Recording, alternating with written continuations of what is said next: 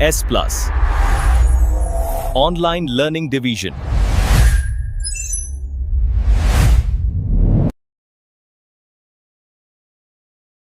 Hello बच्चों, S Plus Online Learning Division में एक बार फिर से आपका स्वागत है।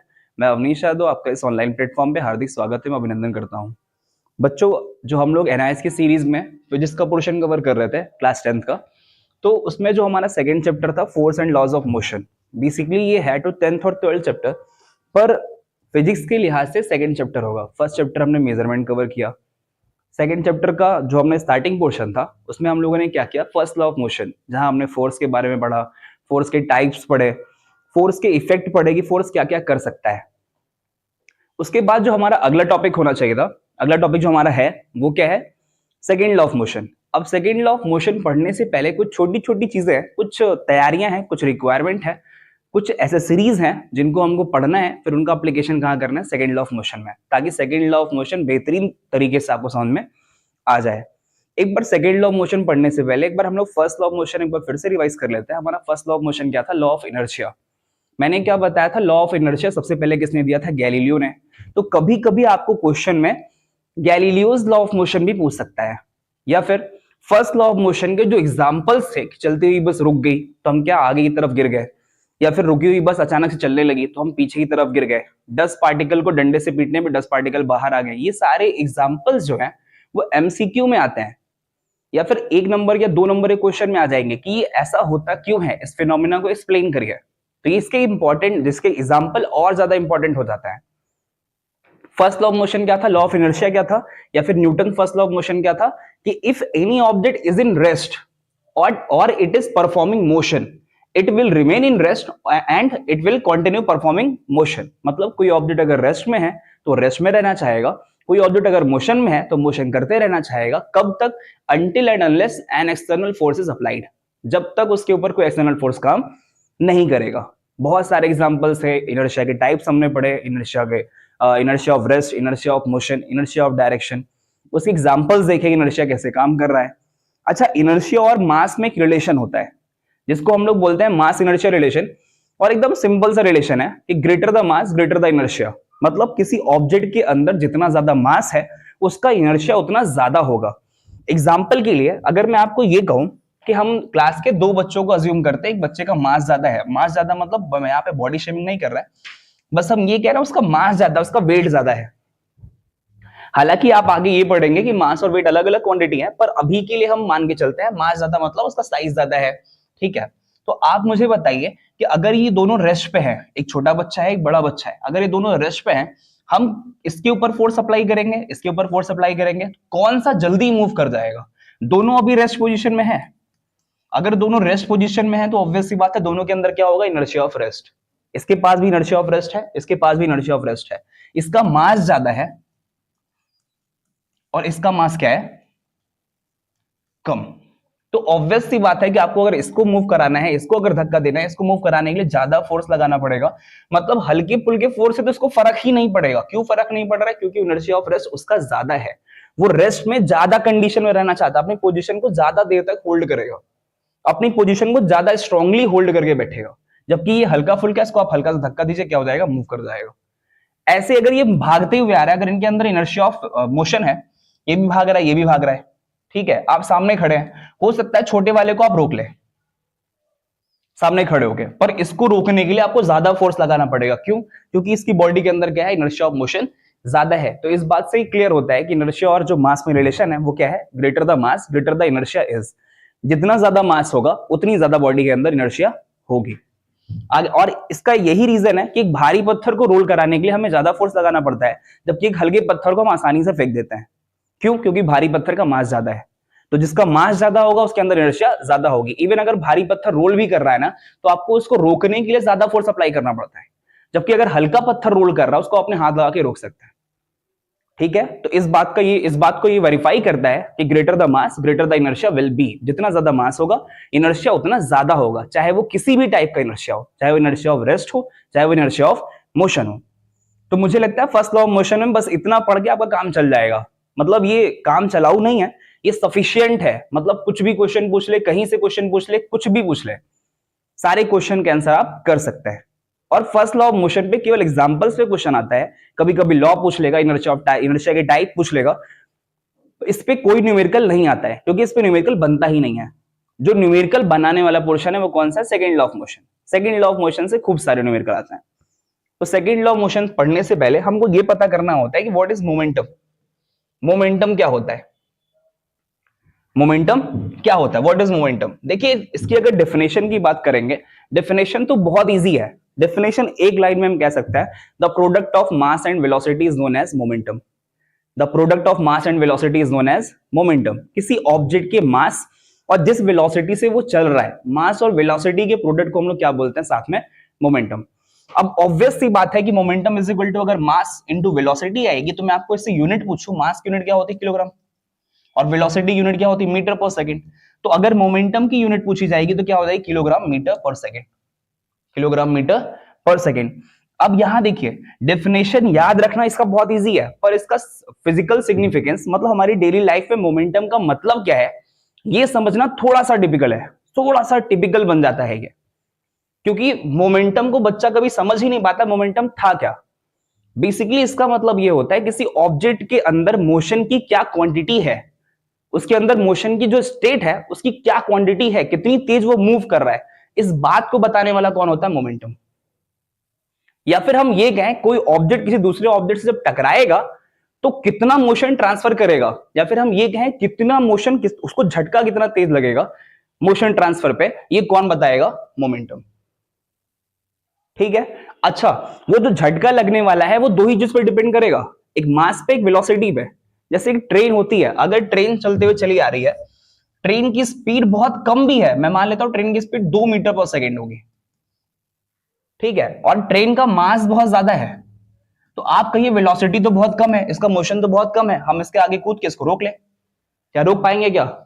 इसकी मोशन की जो क्वांटिटी है वो दो चीजों पे डिपेंड करेगी। अगर इसकी वेलोसिटी कम है तो आप ये भी तो गौर करिए इसका मास बहुत ज्यादा है, तो हम आप जैसे बहुत सारे लोग मिलकर भी इसको नहीं रोक पाएंगे, इसके मोशन को कंट्रोल नहीं कर पाएंगे, अमाउंट ऑफ मोशन को कंट्रोल नहीं कर पाएंगे। क्यों? वेलोसिटी कम, वेलोसिटी से मोशन डिफाइन नहीं हो रहा है, मोशन को डिफाइन करने के लिए क्या चाहिए? मोमेंटम। इसके अंदर कितना मोमेंटम है, इसको रोकने के लिए कितना मोमेंटम, कितना फोर्स हमको अप्लाई करना पड़ेगा। तो अगर इसका मास कम होता, उसी जगह कोई हल्का ऑब्जेक्ट है और उसकी वेलोसिटी 2 मीटर पर सेकंड होती, 2 मीटर पर, कागज का एक रोल ले लीजिए, उसकी स्पीड कितनी कर दीजिए? 2 मीटर पर सेकंड। आप अकेले अपना हाथ लगा के रोक लेंगे उसको। बॉल होती है, बॉल, क्रिकेट बॉल, उसका मास ज्यादा होता है, उसकी वेलोसिटी और ज्यादा होती है, लेकिन आप उसको कैच ले लेते हैं, हाथ पकड़े रोक लेते हैं। क्यों? क्योंकि इस बॉल का मास क्या है? कम, तो इसका मोमेंटम भी क्या होगा? कम। क्यों? क्योंकि मोमेंटम के लिए दो चीजें चाहिए, मास, वेलोसिटी। वेलोसिटी तो ऑलरेडी कम थी, मास भी कम कर दिया, मोमेंटम क्या हो गया? कम। मतलब उसके अंदर जो अमाउंट ऑफ मोशन है वो क्या हो गया? कम। ठीक है, तो मुझे उम्मीद है आपको मोमेंटम समझ में आ गया होगा। और अगर मोमेंटम को डायरेक्ट डिफाइन करने के लिए पूछेगा व्हाट इज मोमेंटम, जो कि 1 नंबर के क्वेश्चन में आता भी है शॉर्ट आंसर में, तो आप डायरेक्ट केवल एक लाइन में लिखेंगे, the product of mass and velocity is known as momentum. और मोमेंटम की यूनिट क्या होगी? क्योंकि मास एंड वेलोसिटी भी डिपेंड कर रहा है, तो मास की यूनिट किलोग्राम और वेलोसिटी की यूनिट मीटर पर सेकेंड। तो the SI unit of momentum is mass per kilogram metre per second, kilogram metre per second. चलिए अगला टॉपिक देखिए। हमारा जो अगला टॉपिक है इसमें ये मोमेंटम की कुछ प्रॉपर्टीज है। जैसे पहली प्रॉपर्टी क्या है? Momentum is vector quantity. तो वेक्टर क्वांटिटी के बारे में पता होना चाहिए। हमारी जो फिजिकल क्वांटिटीज होती हैं, फिजिकल क्वांटिटीज बेसिकली दो टाइप की होती हैं। उसमें पहला क्या होता है? स्केलर क्वांटिटी, और दूसरा क्या होता है? Vector quantity. स्केलर क्वांटिटी क्या होती है? कुछ ऐसी फिजिकल क्वांटिटीज होती हैं जिनको व्यक्त होने के लिए, जिनको पूरी तरीके से रिप्रेजेंट होने के लिए केवल मैग्नीट्यूड चाहिए। केवल मैग्नीट्यूड बता दीजिए कितना, उनका परिमाण कितना है, उनकी क्वांटिटी कितनी है, इतना बता दीजिए, वो पूरी तरीके से रिप्रेजेंट हो जाएंगे। इन सारी क्वांटिटीज को हम लोग क्या बोलते हैं? Scalar quantity. और कुछ ऐसी भी क्वांटिटीज है जिनको पूरी तरीके से रिप्रेजेंट करने के लिए मैग्नीट्यूड के साथ साथ डायरेक्शन भी चाहिए। The quantities which required magnitude as well as direction to be represented. मतलब खुद को रिप्रेजेंट होने के लिए मैग्नीट्यूड तो चाहिए ही चाहिए, मतलब कितना है ये तो बताना ही बताना है, किस डायरेक्शन में है ये भी बताना है। इसको हम लोग क्या कहते हैं? Vector quantity. Magnitude plus direction, कि मैग्नीट्यूड तो चाहिए ही चाहिए, साथ में क्या चाहिए? डायरेक्शन। जैसे अगर मैं आपसे ये कहूं कि मेरी जो डिस्प्लेसमेंट है, या फिर एक सिंपल, इसमें एक और बात आप याद कर सकते हैं कि डायरेक्शन चेंज करने पे जिसका रिजल्ट चेंज हो जाए, डायरेक्शन चेंज करने पे जिसका रिजल्ट चेंज हो जाए। जैसे अगर मैं यहां पे खड़ा हूं, ठीक है, और मैं आपसे कहूं कि मुझे 10 मीटर नॉर्थ, सॉरी 10 मीटर, केवल 10 मीटर की डिस्टेंस ट्रेवल करनी है, मैंने डायरेक्शन नहीं बताया, तो अगर आप 10 मीटर की डिस्टेंस की बात करेंगे, 10 मीटर इधर भी हो सकता है, 10 मीटर इधर भी हो सकता है, 10 मीटर आगे भी हो सकता है, 10 मीटर पीछे भी हो सकता है। क्या डायरेक्शन चेंज करने में डिस्टेंस पे कोई फर्क आएगा? है तो 10 मीटर इधर उधर, हर तरफ 10 मीटर है, तो इसका मतलब डायरेक्शन क्या होगी? स्केलर क्वांटिटी, सॉरी डिस्टेंस क्या होगी? स्केलर क्वांटिटी, क्योंकि डायरेक्शन चेंज करने में इसमें कोई इफेक्ट नहीं आया। पर इसी की जगह पे मैं अगर ये कहूं मुझे डिस्प्लेसमेंट चाहिए 10 मीटर का, डिस्प्लेसमेंट तो आपको डायरेक्शन बताना पड़ेगा। डिस्प्लेसमेंट किस, नॉर्थ डायरेक्शन में डिस्प्लेसमेंट अलग है, मैं अपनी पोजीशन पे खड़ा हूं, मैं कह रहा हूं मुझे नॉर्थ डायरेक्शन में 10 मीटर डिस्प्लेसमेंट चाहिए, तो क्या मैं अगर साउथ डायरेक्शन में जाऊं तो क्या बात सेम रह जाएगी? क्या दोनों बातें अलग अलग आ गई? मतलब डिस्प्लेसमेंट के लिए डायरेक्शन चाहिए, डिस्प्लेसमेंट को अगर आपको पूरी तरीके से रिप्रेजेंट करना है तो आपको डायरेक्शन बतानी पड़ेगी, और डायरेक्शन बदलने पे, डायरेक्शन चेंज करने पे इसका रिजल्ट चेंज हो जाएगा। तो ये सारी क्वांटिटीज क्या होती हैं? Vector quantity. ऐसे ही मोमेंटम भी क्या है? एक वेक्टर क्वांटिटी। मोमेंटम की वेक्टर क्वांटिटी का होने का मतलब क्या है कि जैसे ही आप डायरेक्शन चेंज करेंगे मोमेंटम की वैल्यू चेंज हो जाएगी। ये डायरेक्शन पे भी डिपेंड करेगा कि किस डायरेक्शन से फोर्स अप्लाई किया जा रहा है, किस डायरेक्शन से वेलोसिटी आ रही है, किस डायरेक्शन से हमारा फोर्स अप्लाई हो रहा है, एक्सेलरेशन आ रहा है, मास, हर चीज किस डायरेक्शन से, डायरेक्शन आप बदलिए तो ऑटोमेटिक क्या होगा? मोमेंटम चेंज हो जाएगा। सेकंड, देखिए greater the mass greater the momentum, बहुत सिंपल सी बात है कि अगर आप यहाँ पे मोमेंटम को पी से रिप्रेजेंट करता है, पी इज इक्वल टू अगर मास इनटू वेलोसिटी है, तो ऑब्वियस सी बात है कि जितना ज्यादा मास होगा मोमेंटम उतना ज्यादा होगा, क्योंकि दोनों में डायरेक्ट रिलेशन है। ये भी न्यूमरेटर के फॉर्म में लिखा गया है, ये भी न्यूमरेटर के फॉर्म में लिखा गया है। इसका मतलब कि जितना ज्यादा मोमेंटम, जितना ज्यादा मास होगा उतना ज्यादा मोमेंटम होगा। सेम वेलोसिटी के साथ भी है कि जितनी ज्यादा वेलोसिटी होगी, वेलोसिटी की वैल्यू आप बढ़ाते जाइए, मास को आप कांस्टेंट कर लीजिए, वेलोसिटी को 2 करिए, 3 करिए, 4 करिए, 5 करिए। मैं मान लेता हूं कि हमने मास को 5 कर लिया है, अब आप इसको 3 करेंगे, मोमेंटम आएगा 15, फिर आपने इसको 4 किया, मोमेंटम कितना आ गया? 20, फिर आपने इसको 5 किया, मोमेंटम कितना आ गया? 25। तो इसका मतलब क्या है कि जैसे जैसे वेलोसिटी बढ़ेगी, greater the velocity greater the momentum, greater the velocity greater the momentum. Clear है? अब थर्ड पॉइंट क्या लिखा है कि अगर वेलोसिटी जीरो हो जाए, किसी ऑब्जेक्ट के मास को आप जीरो नहीं कर सकते। अगर कोई ऑब्जेक्ट एग्जिस्ट कर रहा है तो उसके मास को जीरो नहीं कर सकते। आप सबके मन में आया होगा कि हमने वेलोसिटी को तो जीरो कर लिया, पर मास को जीरो क्यों नहीं किया? मास जीरो होने का मतलब ऑब्जेक्ट एग्जिस्ट ही नहीं कर रहा है, और हम उस ऑब्जेक्ट की बात कर रहे हैं जो एग्जिस्ट कर रहा है, मतलब उसका मास कभी जीरो नहीं हो सकता। तो अगर मास जीरो नहीं हो सकता, हमको मोमेंटम को जीरो करना है, दैट मींस मास तो जीरो नहीं होगा, लेकिन हम वेलोसिटी को जीरो कर सकते हैं। आपको पता है कि किसी नंबर में जीरो का मल्टीप्लाई करने पे आंसर हमेशा कितना आएगा? जीरो। दैट मींस अगर किसी ऑब्जेक्ट की वेलोसिटी जीरो हो चुकी है तो उसका मोमेंटम ऑटोमेटिक क्या हो जाएगा? जीरो। क्लियर है? अब इसके कुछ एग्जांपल है कि truck and bicycle moving in the same speed. अगर एक ट्रक है, एक बाइसिकल है, दोनों सेम स्पीड से ट्रेवल कर रहे हैं। बहुत जैसे मैंने अभी ट्रेन का एग्जांपल दिया था, एकदम वही एग्जांपल है ये कि एक साइकिल और एक बस, एक ट्रक, दोनों सेम स्पीड से चल रहे हैं, पर लेकिन ट्रक के पास ज्यादा मोमेंटम होगा। ट्रक से जो टक्कर लगेगी उसका इंपैक्ट ज्यादा होगा, साइकिल से जो टक्कर लगेगी उसका इंपैक्ट कम होगा। क्यों? सिंपल सी बात है, दोनों को, ट्रक का मास बहुत ज्यादा है साइकिल कंपैरिजन में, साइकिल का मास बहुत कम है। तो अगर मास ज्यादा होगा, greater the mass greater the momentum, greater the mass greater the momentum, जितना ज्यादा मास होगा मोमेंटम उतना ज्यादा होगा। इसी वजह से ट्रक से टक्कर लगने पे चोट ज्यादा लगेगी। और a fast moving cricket ball difficult to stop because it is high momentum. Obvious सी बात है कि अगर मैं 2 क्रिकेट बॉल्स की बात करूं, दोनों क्रिकेट बॉल में क्या है, दोनों अगर क्रिकेट बॉल है, दोनों का मास कांस्टेंट हो जाएगा, दोनों का मास फिक्स हो जाएगा। लेकिन जो तेजी से चल रही है, जिसकी वेलोसिटी ज्यादा है, greater the velocity greater the momentum, जिसकी वेलोसिटी ज्यादा होगी क्योंकि दोनों का मास कांस्टेंट हो गया है। दैट मींस अब जिसकी वेलोसिटी ज्यादा होगी उसको रोकना थोड़ा सा डिफिकल्ट होगा, क्योंकि उसमें अमाउंट ऑफ मोशन ज्यादा है, अमाउंट ऑफ मोशन या फिर मोमेंटम ज्यादा हो चुका है, उसको आप रोकेंगे तो चोट ज्यादा लगेगी। ठीक है? तो ये कुछ एग्जांपल्स हो गए कि greater the mass greater the momentum, greater the velocity greater the momentum. ठीक है? अब हमको आगे एंटर करना है Newton second law of motion में। Newton second law of motion basically क्या होता है कि किसी ऑब्जेक्ट पे जो फोर्स अप्लाई किया जाएगा वो force rate of momentum, rate change of momentum के डायरेक्टली प्रोपोर्शनल होता है। The force applied on a body is directly proportional to the rate change of momentum. अब जैसे याद करने वाले लोग क्या करेंगे, इसको याद कर लेंगे, पर सबसे जो डिफिकल्ट टास्क है वो है इसको पूरी तरीके से समझना कि कैसे समझे कि rate change of momentum force के डायरेक्टली प्रोपोर्शनल है। रेट चेंज ऑफ मोमेंटम जितना ज्यादा होगा फोर्स ऑब्जेक्ट पे उतना ज्यादा लगेगा।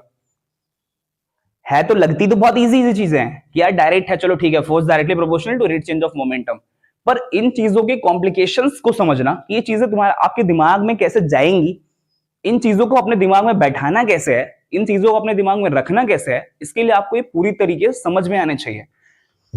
देखिए यहां पे एक वर्ड यूज हो रहा है, force is directly proportional to rate change of momentum. जहां पे भी रेट वर्ड आता है तो ऑटोमेटिक नीचे क्या आ जाएगा, टाइम। दैट मींस अगर हम इसको बाइफरकेट करें, मतलब अलग अलग करें, तो इसका मतलब ये है कि force is directly proportional to change of momentum. किसी ऑब्जेक्ट में जितना ज्यादा मोमेंटम में चेंज आएगा, फोर्स उतना ज्यादा लगेगा। रेट चेंज ऑफ मोमेंटम जितना ज्यादा, सॉरी, मोमेंटम में जितना ज्यादा चेंज आएगा उतना ज्यादा फोर्स अप्लाई होगा। सेकेंड थिंग, अगर हम टाइम के साथ इसका रिलेशन निकाले तो force is inversely proportional to time. इसका मतलब क्या है कि रेट चेंज ऑफ मोमेंटम के चेंज होने पे टाइम जितना ज्यादा लिया जाएगा ना, हमारा फोर्स की वैल्यू उतनी कम हो जाएगी। इसको बोलते हैं इनवर्स रिलेशन, इसको बोलते हैं डायरेक्ट रिलेशन। डायरेक्ट रिलेशन क्या होता है, जब दोनों चीजें ऊपर ऊपर लिखी होंगी, तो इसको हम लोग, ये क्या होता है, एक के बढ़ने के साथ साथ दूसरा अपने आप बढ़ने लगे, तो इसको हम लोग क्या बोलते हैं, डायरेक्ट रिलेशन, या फिर डायरेक्ट प्रोपोर्शनल बोलते हैं। और अगर एक के बढ़ने पे दूसरा घटने लगे, इसको हम लोग क्या बोलते हैं, इनवर्स प्रोपोर्शनल। ठीक है, तो टाइम, मोमेंटम चेंज होने में जितना ज्यादा टाइम लेगा, हमारे फोर्स की वैल्यू उतनी कम हो जाएगी। इससे कुछ एग्जांपल देखिए, आपने ये देखा होगा, सबसे फेमस एग्जांपल ये है कि जब भी कोई खिलाड़ी, जब भी कोई क्रिकेटर किसी क्रिकेट की बॉल को कैच करता है, तो कैच करते टाइम पे वो क्या करता है, अपने हाथ को पीछे खींचता है।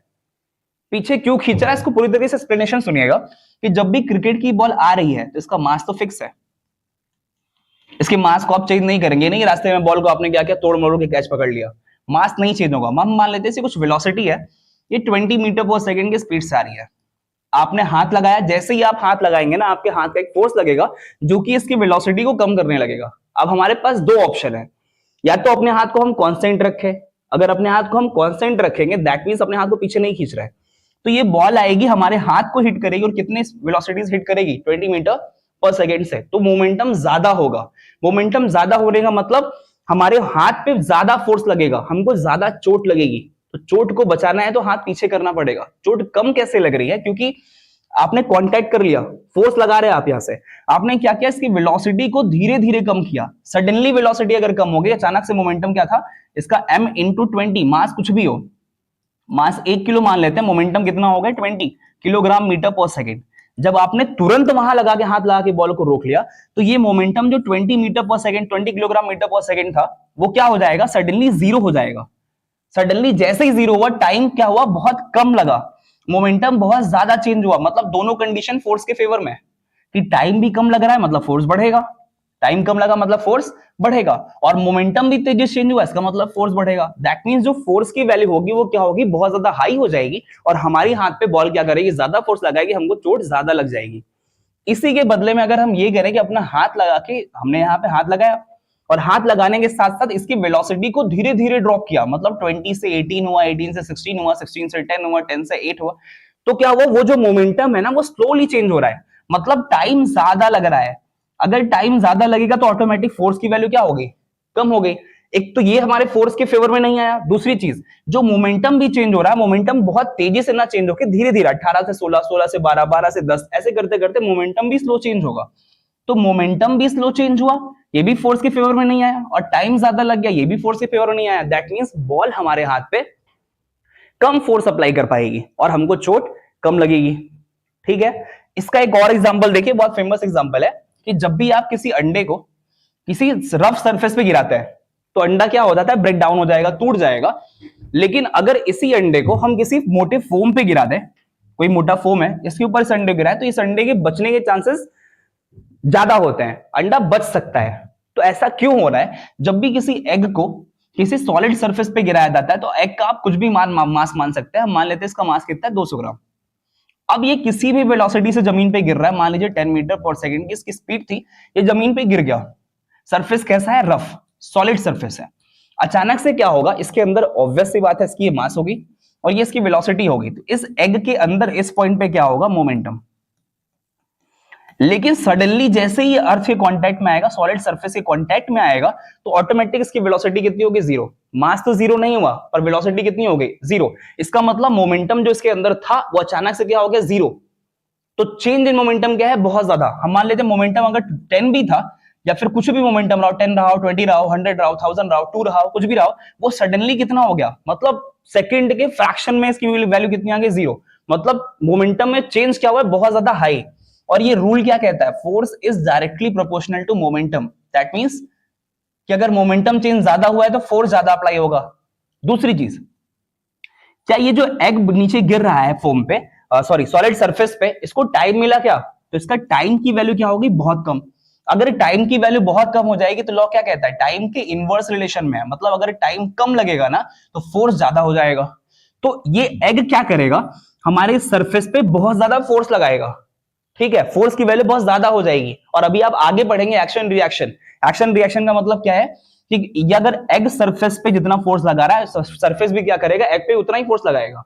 तो ये सरफेस जब रिएक्शन फोर्स लगाएगा तो रिएक्शन में क्या होगा? ये एग टूट जाएगा। वो एक कहावत है ना कि जो अगर आप मजाक करते तो मजाक कहने सहने की क्षमता रखनी चाहिए। ठीक है, तो इसने फोर्स लगाया तो इसके अंदर भी क्षमता होनी चाहिए थी ना फोर्स सहने की। इसने सरफेस पे फोर्स लगाया, सरफेस सह गया, वो सॉलिड था, मजबूत था। लेकिन जब सरफेस ने रिएक्शन फोर्स लगाया ना तो ये नहीं सह पाया, और ये क्या हो गया? टूट गया, ब्रेक डाउन हो गया इसका। इसी की जगह जब हम मोटा फोम यूज करते हैं, मोटे फोम में हमको क्या फायदा मिलता है? अंडा ये कैसे बच रहा है, एग कैसे बच जा रहा है? जैसे ही आप इस एग को नीचे गिराएंगे ना, हम मान लेते हैं सेम कंडीशन है कि एग भी 200 ग्राम का है और नीचे गिरते टाइम पे इसकी वेलोसिटी भी कितनी है? 10 मीटर पर सेकंड। लेकिन जैसे ये कांटेक्ट में आएगा ना, आप सबको पता है हमारा फोम क्या करता है? नीचे की तरफ दबता है। ये क्या करेगा? इस एग को लेके नीचे दबेगा। दबेगा मतलब इसको टाइम मिल गया, टाइम ऑफ कांटेक्ट बढ़ गया। आप बताइए, अगर टाइम ऑफ कांटेक्ट बढ़ेगा तो फोर्स की वैल्यू क्या हो जाएगी? कम हो जाएगी। क्यों? क्योंकि रिलेशन क्या है? इनवर्स। टाइम बढ़ाओगे फोर्स कम हो जाएगा, टाइम बढ़ा फोर्स क्या हो गया? कम। तो फोर्स की वैल्यू पहली बात यहां से ड्रॉप हो गई। दूसरी चीज, ये जो मोमेंटम था जैसे इस कांटेक्ट में आएगा तो ये मोमेंटम से वो वेलोसिटी को धीरे धीरे कम कर रहा है ना। कांटेक्ट में आया, वेलोसिटी धीरे कम हुई और कम हुई और कम हुई और कम हुई। इसका मतलब मोमेंटम में सडन चेंज नहीं आ रहा है, मोमेंटम धीरे धीरे धीरे धीरे कम हो रहा है। मोमेंटम में जो चेंज आ रहा है वो भी स्लो है, मतलब मोमेंटम कम चेंज हो रहा है। तो अगर मोमेंटम में कम चेंज आएगा तो ऑब्वियस सी बात है कि मोमेंटम डाउन तो फोर्स भी डाउन, दोनों कंडीशन एग के फेवर में है। तो ये फोर्स अप्लाई तो करेगा, रिएक्शन फोर्स भी लगेगा। हो सकता है कभी कभी ये जो स्पॉन्जी सरफेस हो तो आप इस पे एग गिराएं, बाउंस बैक होकर वापस चला जाएगा। पर अभी हमें उस फिनोमेना को नहीं पढ़ना, हम एक्शन रिएक्शन नहीं पढ़ रहे, हम सेकंड लॉ ऑफ मोशन पढ़ रहे हैं, जिसके ऊपर जैसे ही गिरेगा ये क्या करेगा? टाइम ऑफ कांटेक्ट बढ़ा देगा। टाइम ऑफ कांटेक्ट बढ़ाने की वजह से हमारी फोर्स की वैल्यू क्या हो जाएगी? कम हो जाएगी। जब एक्शन फोर्स की वैल्यू कम है तो ऑब्वियस सी बात है रिएक्शन फोर्स की वैल्यू भी कम होगी और ये जो अंडा है ये सेफ रहेगा। क्लियर है? सेकेंड लॉ ऑफ मोशन क्या कहता है? अब क्लियर हो गया होगा। सेकेंड लॉ ऑफ मोशन क्या कहता है? किसी ऑब्जेक्ट पे अप्लाई किया गया फोर्स, उसके रेट चेंज ऑफ मोमेंटम के, जब भी रेट वर्ड आएगा ऑटोमेटिक नीचे क्या आ जाएगा? टाइम। किसी ऑब्जेक्ट पे अप्लाई किया गया फोर्स, उसके रेट चेंज ऑफ मोमेंटम के, पी क्या है? मोमेंटम। डेल्टा क्या बताता है? चेंज। ये मोमेंटम में कितना चेंज आ रहा है, नीचे टाइम है मतलब rate. The force applied on any object is directly proportional to rate change of momentum. किसी ऑब्जेक्ट पे अप्लाई किया गया force rate change of momentum के डायरेक्टली प्रोपोर्शनल होता है।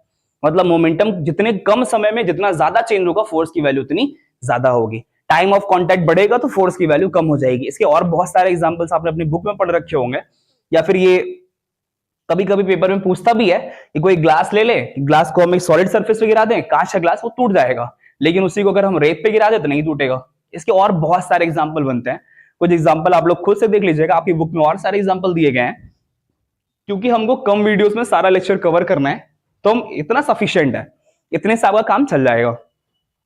हमारा जो अगला टॉपिक है जिसपे न्यूमेरिकल, कभी भी आपको इस पे न्यूमेरिकल जो मिलेंगे वो बहुत मतलब इजी टाइप के न्यूमेरिकल होंगे, इस पे न्यूमेरिकल आने के चांसेस कम होते हैं। सेकेंड लॉ ऑफ मोशन का एक मैथमेटिकल फॉर्म है जिसपे सारे न्यूमेरिकल आते हैं। इस चैप्टर के मैक्सिमम न्यूमेरिकल उसी पे बेस्ड होंगे। तो हम लोग को क्या पढ़ना है? मैथमेटिकल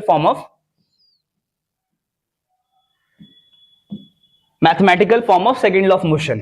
अच्छा, इस पे डायरेक्ट आने से पहले मैं आपको कुछ इसके लिए तैयारियां करा देता हूं, इसकी क्या क्या चीजें होंगी, क्या क्या चीजें हमको चाहिए होंगी। इसके लिए हम क्या करेंगे? पहले आप मान लीजिए किसी ऑब्जेक्ट का मास क्या है? m।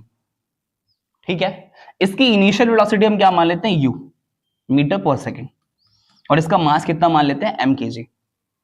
ठीक, हमने इसके ऊपर एक फोर्स लगाया। अब फोर्स लगाने से एक्सेलरेट होगी, मतलब इसकी स्पीड बढ़ेगी, लेकिन इसके मास में कोई चीज नहीं आया। तो कुछ टाइम बाद, मान लेते हैं टाइम क्या हो गया टी, कि टी टाइम के बाद, टी सेकेंड्स के बाद इसका मास तो m ही रहेगा, पर अब वेलोसिटी बढ़ के कितना हो गया, v metre per second, v metre per second. ठीक है, तो अगर आप लॉ को देखिए, लॉ ने क्या बोला था, force is directly proportional to rate change of momentum. ये याद रखना है आपको। आप मुझे बताइए रेट चेंज ऑफ मोमेंटम का मतलब क्या है, F इज इक्वल टू, ये जो रेट चेंज ऑफ मोमेंटम है बेसिकली क्या है, P2 minus P1 upon T, जहां पे P2 क्या होगा, सेकेंड मोमेंटम, और P1 क्या होगा, फर्स्ट मोमेंटम। अगर मैं आपसे ये पूछूं कि इनिशियल मोमेंटम या फिर शुरुआती मोमेंटम P1 कितना रहा होगा, मोमेंटम का फॉर्मूला क्या होता है, मास इनटू वेलोसिटी। इस केस में इसका मास कितना है, m, वेलोसिटी कितनी, u, तो क्या P1 is equal to m into u आया होगा। अगर मैं आपसे ये पूछूं कि फाइनल मोमेंटम कितना होता है, P2, इस केस में यहां इसकी मास कितनी है, m, और यहां पे वेलोसिटी कितनी है, v, तो क्या P2 is equal to m into v आया होगा। ये क्या आ गया, इनिशियल मोमेंटम, ये क्या आ गया, फाइनल मोमेंटम। फाइनल मोमेंटम को मैंने P2 से दिखाया है, इनिशियल मोमेंटम को P1 से दिखाया है। और अगर अच्छा P2 से P1, P1 से P2 होने में टाइम कितना लगा, t, तो डायरेक्टली अगर हम वैल्यू पुट करना चाहे तो F is equal to P2 की वैल्यू कितनी है, m into we, minus P1 की वैल्यू कितनी है, m इंटू यू, और टाइम कितना लगा, t। यहां तक किसी कोई दिक्कत। अब आप बताइए कि F इज इक्वल टू, अगर मैं यहां से m कॉमन ले लूं तो अंदर क्या बचेगा, v minus u upon t। यहां तक किसी कोई दिक्कत। फिर आप मुझे बताइए कि फर्स्ट लॉ ऑफ मोशन क्या कहता है। अगर हम first law of motion, sorry first equation of motion की बात करें, फर्स्ट इक्वेशन ऑफ मोशन क्या कहता है, v is equal to u plus a t. U को इधर लेके आएंगे, क्या हो जाएगा, v minus u is equal to a t, और टाइम यहां मल्टीप्लाई कर रहा है, लेफ्ट हैंड साइड में क्या क्या करेगा, डिवाइड, तो क्या हो जाएगा, v minus u upon t is equal to a. तो v minus u upon t की वैल्यू कितनी आ गई, a। अगर यही वैल्यू उठा के इस इक्वेशन में लाके वापस हम पुट कर दे तो हमारे पास क्या लिखा हुआ है, F is equal to mass into v minus u upon t की वैल्यू कितनी है, a, तो इसके प्लेस पे क्या आ गया, a। That means force is equal to mass into acceleration. इस चैप्टर के जितने भी न्यूमेरिकल आने वाले हैं, इन्हीं सब में से कोई एक फॉर्मूला लग जाएगा। आपको लग रहा होगा कि मैं F is equal to m में लिख के डायरेक्ट आगे बढ़ सकता था, पर इसके जो न्यूमेरिकल्स आएंगे ना, उसमें वेलोसिटी का रिलेशन दिया होगा। किसी ऑब्जेक्ट पे 10 न्यूटन का फोर्स लगाया गया, उसकी वेलोसिटी 10 से 20 हो गई, तो टाइम निकालिए कि 10 से 20 होने में कितना टाइम लगा हुआ है। किसी ऑब्जेक्ट का मास दे रखा है, किसी ऑब्जेक्ट पे फोर्स दे रखा है, आपसे एक्सेलरेशन पूछ लेगा, तो F is equal to m use करना पड़ेगा। न्यूमेरिकल्स छोटे हैं, पर ये रिलेशन सारे आपको आने चाहिए। चाहता तो मैं भी यहां डायरेक्ट कर देता, force is equal to mass into acceleration, और यहां से मैं आपको बता देता किसी ऑब्जेक्ट का मास तो कांस्टेंट होगा, that means force is directly proportional to acceleration. किसी ऑब्जेक्ट पे लगाया गया फोर्स, उसमें जनरेटेड एक्सेलरेशन के डायरेक्टली प्रोपोर्शनल होगा। ये क्या होता है, मैथमेटिकल फॉर्म। क्या है ये, मैथमेटिकल फॉर्म। और अब कई बार स्कूलों में बच्चों के दिमाग में एक मिसकंसेप्शन डाल दिया जाता है कि बच्चे इसी को सेकंड लॉ ऑफ मोशन समझ लेते हैं कि F is proportional to A। आप समझिए ये मैथमेटिकल फॉर्म है, इसको प्रूफ करके ये एक फॉर्म में लाया गया है। जब भी आपसे सेकंड लॉ ऑफ मोशन पूछेगा तो ये नहीं लिखना है। सेकंड लॉ ऑफ मोशन में आप यही बताएंगे किसी ऑब्जेक्ट पे अप्लाई किया गया फोर्स उसके रेट चेंज ऑफ मोमेंटम के डायरेक्टली प्रोपोर्शनल होगा। The force applied on any object is directly proportional to rate change of momentum. उसका ये एक रिजल्ट है, मैथमेटिकल रिजल्ट है। ये जब चीजें हमें पता होंगी, मास हमें पता होगा, वेलोसिटी हमें पता होगा, एक्सेलरेशन हमें पता होगा, तब हम ये यूज कर सकते हैं। क्लियर, आगे चलते हैं। हमारा ये मैथमेटिकल फॉर्म भी आप एक बार देख लीजिए, इसमें क्या लिखा है, momentum is equal to mass into velocity, force is equal to change in momentum upon time. फिर वही जो हमने फॉर्मूला लगाया सामने, वो फॉर्मूला सामने लिखा है, F is equal to m v minus u upon t। फिर एक्सेलरेशन की वैल्यू आ गई, acceleration is equal to v minus u upon t, F is equal to क्या हो गया, ma। वेयर F क्या हो जाएगा, फोर्स, m क्या हो जाएगा, मास, और a क्या हो जाएगा, एक्सेलरेशन। क्लियर है। कभी कभी क्या करता है एग्जामिनर, इस क्वेश्चन को 3 नंबर में देके और मैथमेटिकल फॉर्म भी पूछ लेगा, proof that F is equal to ma, proof that F is equal to ma। तब आपको ये पूरा तरीका पता होना चाहिए, कैसे रिलेशन आया, कैसे है ये सेकेंड लॉ ऑफ मोशन से मैथमेटिकल फॉर्म कैसे एक्सप्लेन करेंगे, कैसे निकालेंगे, तो आपको ये तरीका पता होना चाहिए। हमारा जो अगला टॉपिक है, इसी की कुछ इंपॉर्टेंस है, इसी के बारे में हम लोग को पता करना है। जैसे इसमें डायरेक्टली मैंने आपसे क्या बताया, force is directly proportional to acceleration. किसी ऑब्जेक्ट पे जो फोर्स लगाया गया है, उस फोर्स की जो वैल्यू होगी, उस ऑब्जेक्ट में जनरेटेड एक्सेलरेशन के डायरेक्टली प्रोपोर्शनल होगी। ये डायरेक्ट यहीं से पता चल जाता है कि F इज इक्वल टू क्या है, मास इनटू एक्सेलरेशन। मैंने क्या बताया, मास तो कांस्टेंट है, किसी ऑब्जेक्ट के मास को आप चेंज करेंगे नहीं, तो इसका मतलब ये फोर्स है वो किस पे डिपेंड कर रहा है, force is proportional to acceleration. जितना ज्यादा एक्सेलरेशन जनरेट करेंगे उतना ज्यादा फोर्स माना जाएगा। दूसरा, फोर्स इज कभी भी कांस्टेंट मास के लिए, मतलब अगर मास को कांस्टेंट कर दिया गया तो ऑब्वियस सी बात है वही रिलेशन है, ये डायरेक्टली प्रोपोर्शनल होगा। दैट मींस जितना ज्यादा एक्सेलरेशन उतना ज्यादा फोर्स। फोर्स की एसआई यूनिट क्या होती है? न्यूटन। न्यूटन को रिप्रेजेंट किससे करते हैं? कैपिटल एन से। क्यों? क्योंकि न्यूटन एक साइंटिस्ट का नाम था, तो उनके रिस्पेक्ट में क्या करते हैं? कैपिटल लेटर यूज करते हैं। अच्छा, अगर मैं आपसे ये कहूं कि किसी ऑब्जेक्ट, जैसे इसमें क्या बोल रखा है, किसी ऑब्जेक्ट का मास अगर 1 kg है, या फिर आप सिंपल सी लैंग्वेज में 1 न्यूटन को डिफाइन करना चाहते हैं, 1 न्यूटन का फोर्स कितना होता है? 1 न्यूटन का फोर्स, इसका बेसिक मतलब यही है कि डिफाइन 1 न्यूटन। 1 न्यूटन के फोर्स तो कितना बोलेंगे आप? कितने फोर्स को आप बोलेंगे कि जैसे मैं किसी ऑब्जेक्ट को पुश कर रहा हूं, पुल कर रहा हूं, तो कब मैं ये कह सकता हूं कि ये 1 न्यूटन का फोर्स है? तो आपको सिंपली फॉर्मूले पे आना है। फॉर्मूला क्या होता है? F = m × a। कोई भी छोटा सा बच्चा इसको बता सकता है कि अगर मुझे फोर्स को 1 करना है, मतलब न्यूटन 1 न्यूटन करना है, तो मुझे इन दोनों क्वांटिटी को कितना करना पड़ेगा? 1 × 1 यूनिट के साथ। इसको मैं लिखूंगा क्या? न्यूटन। इसको मैं क्या लिखूंगा? किलोग्राम। इसको मैं क्या लिखूंगा? मीटर/सेकंड²।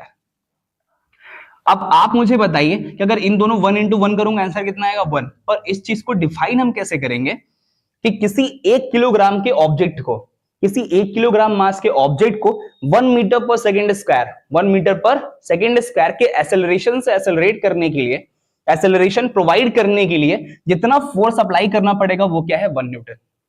किसी 1 किलोग्राम के ऑब्जेक्ट को कितने एक्सेलरेशन से एक्सेलरेट करना है? 1 मीटर/सेकंड² के एक्सेलरेशन से एक्सेलरेट करने के लिए जितना फोर्स रिक्वायर्ड होगा, एक्सेलरेट करना मतलब उसकी वेलोसिटी बढ़ानी है, तो आप क्या करेंगे? पुश ही तो करेंगे, पुल ही तो करेंगे। जितना पुश या पुल दिया गया है, जितना फोर्स अप्लाई किया गया है, वही क्या है? 1 न्यूटन। क्लियर है? ये आ गई 1 न्यूटन की डेफिनेशन।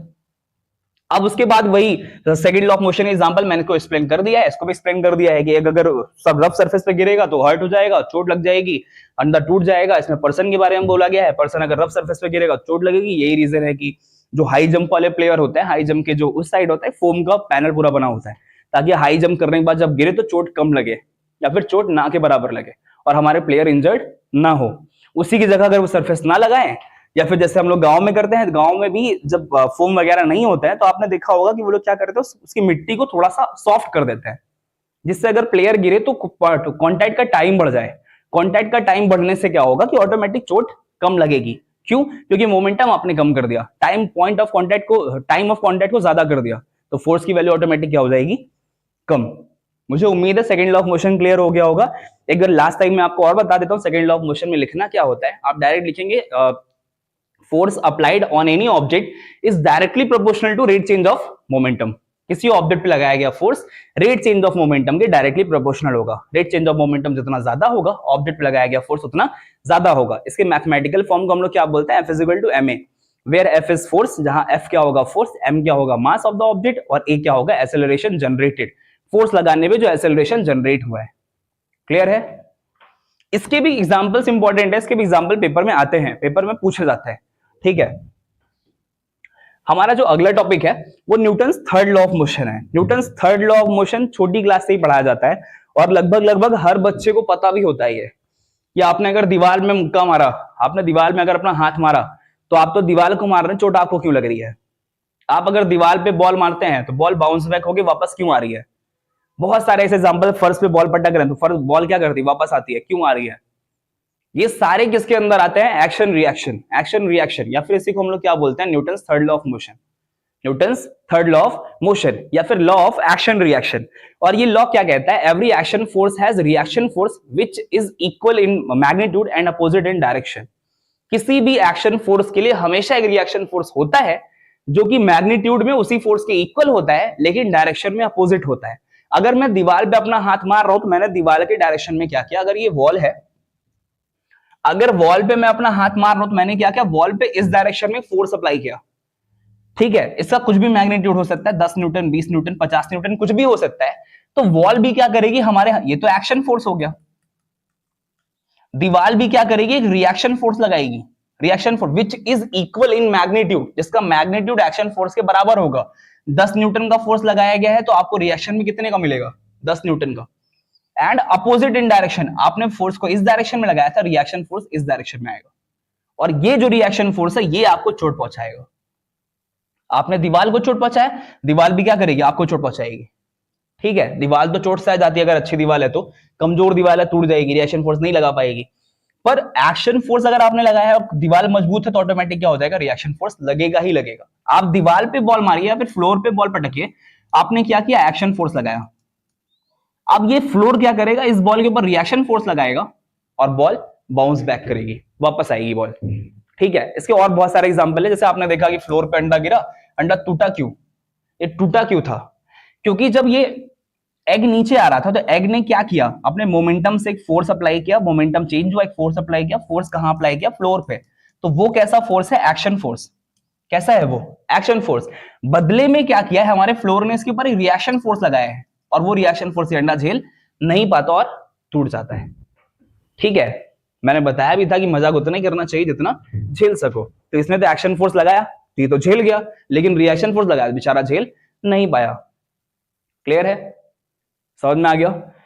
अब देखिए एक्शन रिएक्शन फोर्स में बहुत ज्यादा एक्सप्लेनेशन की जरूरत नहीं होती कि बहुत ज्यादा एक्सप्लेनेशन करके बहुत ज्यादा आपको इसमें समझाया जाए। ये सारे रिएक्शन फोर्स हमेशा मतलब ये छोटी क्लास से ही पढ़ते चले आ रहे हैं।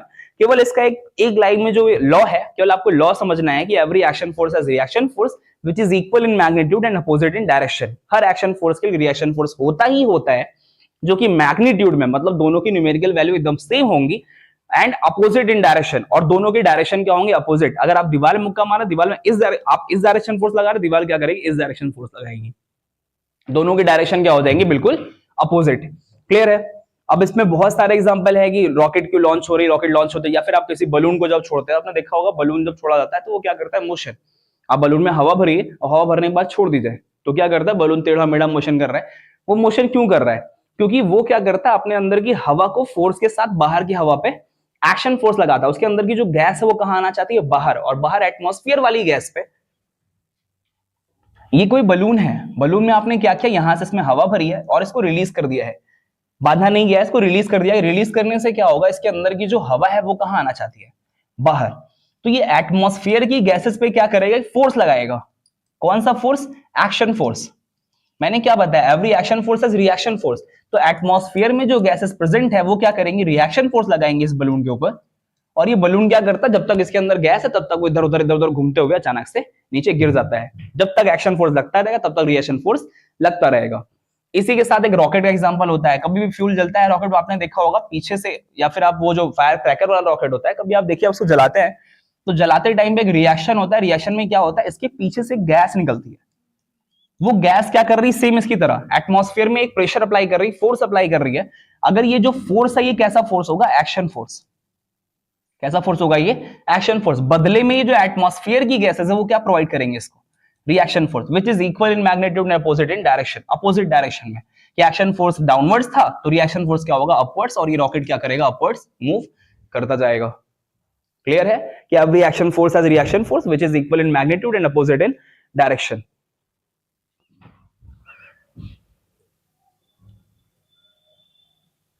इसके बाद जो हमारा अगला टॉपिक है थोड़ा सा इंपॉर्टेंट है, ये law of conservation of momentum. कि किसी ऑब्जेक्ट के अंदर जो मोमेंटम होता है वो हमेशा कंजर्व रहता है। कंजर्व का मतलब बेसिकली होता है संरक्षित। संरक्षित होने का मतलब क्या है, चेंज नहीं होता। जब भी कोई दो ऑब्जेक्ट आपस में कोलाइड करते हैं तो उनके मोमेंटम कंजर्व होंगे। मतलब अगर दो ऑब्जेक्ट चलते चले आ रहे हैं, इसके अंदर कुछ और मोमेंटम रहा होगा, इसके अंदर कुछ और मोमेंटम रहा होगा, ये दोनों मोमेंटम टक्कर के बाद भी क्या रहेंगे, कांस्टेंट। क्या रहेंगे, इनमें कोई चेंज नहीं आएगा, दोनों हमेशा क्या रहेंगे, कांस्टेंट।